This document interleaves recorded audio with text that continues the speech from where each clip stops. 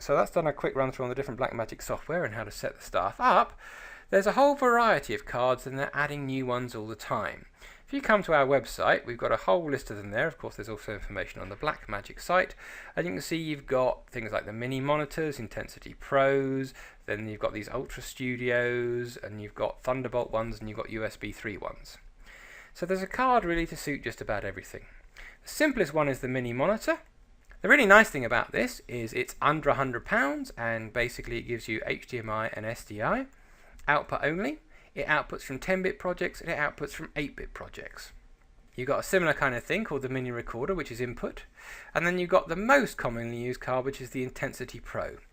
Now the Intensity Pro here does HDMI in and out and has also got component, composite and S-video.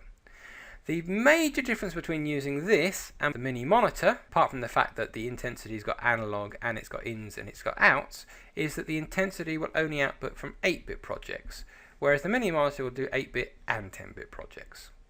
The Decklink Studio is a very popular card. It's got HDMI in and out, component, composite and S-video and SDI, so it does just about everything in and out.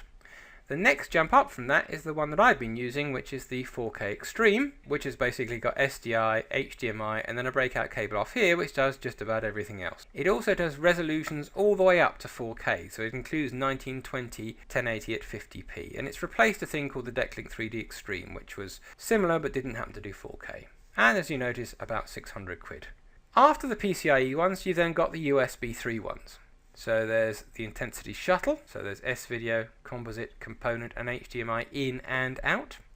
This also outputs from 10-bit projects as well as 8-bit projects. The only problem we have with all the USB 3s is they're a bit picky about the USB 3 chipsets that they actually work with. With EDIUS 6.5 we couldn't use them because they just didn't work on our computers. Now these do work on our computers with EDIUS 7, but you can't be sure they're going to work on yours because there are so many different USB 3 chipsets and they've only programmed it to work with some of them. Generally it's what's called a Reneas chipset, or it does work on some Intel chipsets. But it doesn't work on a lot of others, and we've had motherboards with all sorts on.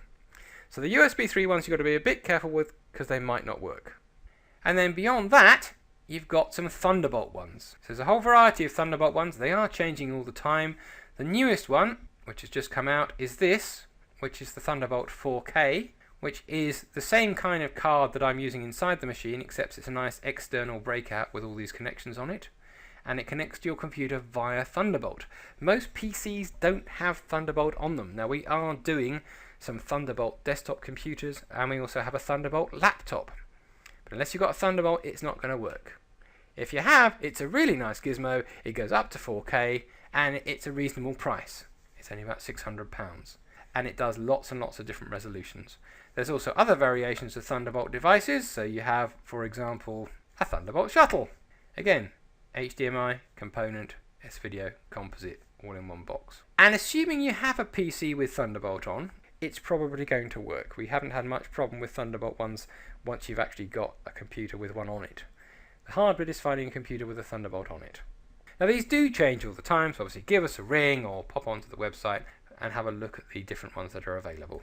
Final thing worth mentioning about the Blackmagic cards is, of course, they do work with lots of other programs. So they work with Vegas and they work with Premiere, they work with Avid. They'll also give you output from a whole variety of different programs. So suppose you're doing your editing in EDIUS, but you're actually doing lots of effects in After Effects, well, Blackmagic will give you a preview out of After Effects as well. Because EDIUS is supporting Blackmagic now, is there any point in buying a Grass Valley card? One thing you don't get with any of the Blackmagic cards is machine control through a serial port. Now the Decklink 4K that I'm using has actually got a serial port on it, but EDIUS won't use it. If you want to control a machine through RS422, then you've still got to buy the Grass Valley Storm 3G or the Elite. If you don't need machine control, then you might as well get a Blackmagic card, it'll be cheaper.